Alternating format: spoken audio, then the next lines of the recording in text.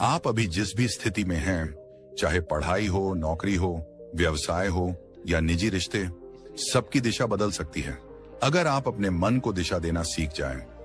आने वाले कुछ मिनटों में आप जानेंगे कि कैसे साधारण लोग अपने मन पर काबू पाकर असाधारण बन जाते हैं। और हाँ, ये तो बस शुरुआत है। अभी हम मन की शक्ति की गहराइयों में उतरने वाले हैं। अभी आप सुनेंगे, जानेंगे और महसूस करेंगे कि मन को जीतना कैसे सफलता को पक्की कर देता है। तो चलिए तैयार हो जाइए, इस यात्रा की शुरुआत यहीं से होती है। दोस्तों, हमने अभी अभी देखा कि मन पर काबू पाना सफलता की चाबी है, लेकिन असली सवाल यह है कि हमारे साथ दिक्कत कहां होती है। आखिर क्या वजह है कि हम बार बार वही गलतियां दोहराते हैं, खुद से किए वादे तोड़ते हैं और मन की गुलामी करते रहते हैं। जरा अपने दिन का एक छोटा सा हिस्सा याद कीजिए। सुबह उठने से लेकर रात तक कितनी बार आपने सोचा ये काम करूंगा और फिर टाल दिया? कितनी बार आपने कहा आज गुस्सा नहीं करूंगा और फिर गुस्सा कर बैठे?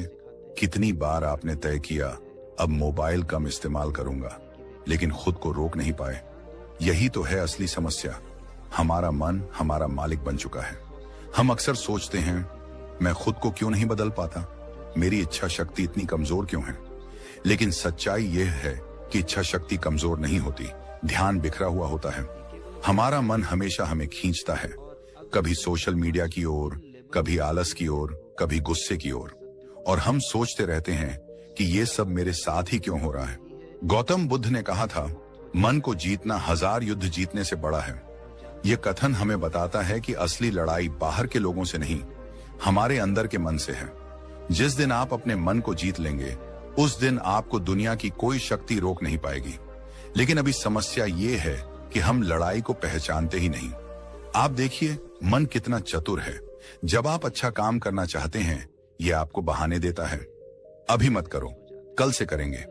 जब आप बुरी आदत छोड़ना चाहते हैं, ये कहता है थोड़ा सा कर लो, कुछ नहीं होगा। और धीरे धीरे हम इस मन के गुलाम बन जाते हैं। परिणाम, सपने अधूरे रह जाते हैं, समय निकल जाता है और हम वहीं के वहीं रह जाते हैं। इसीलिए इस वीडियो का यह हिस्सा आपके लिए सबसे महत्वपूर्ण है, क्योंकि अगर आपने यह समझ लिया कि आपके जीवन की असली बाधा कोई और नहीं बल्कि आपका अनियंत्रित मन है, तो आप बदलाव की दिशा में पहला कदम उठा चुके हैं। एक छोटा सा उदाहरण देखिए। मान लीजिए 2 छात्र हैं, दोनों के पास एक ही किताबें, एक ही टीचर, एक ही अवसर, लेकिन पहला छात्र रोज पढ़ता है, ध्यान से सुनता है और समय पर काम करता है। दूसरा छात्र रोज सोचता है, अरे कल पढ़ लूंगा, और वक्त गंवा देता है। नतीजा, दोनों की मंजिल अलग अलग हो जाती है।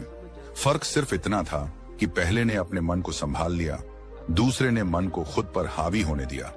यही फर्क आपकी और आपकी मंजिल की दूरी तय करता है। और यही कारण है कि आज हमें सबसे पहले यह स्वीकार करना होगा कि समस्या बाहर नहीं, हमारे भीतर है। अगर हम अपने मन को नियंत्रित करना सीख जाएं, तो बाहरी समस्याएं अपने आप छोटी हो जाएंगी। क्योंकि जब मन मजबूत होता है, तो शरीर, व्यवहार, काम, रिश्ते सब अपने आप मजबूत हो जाते हैं। दोस्तों, अभी तक आपने जाना कि मन ही सब कुछ है और वही हमारी सफलता और असफलता की दिशा तय करता है।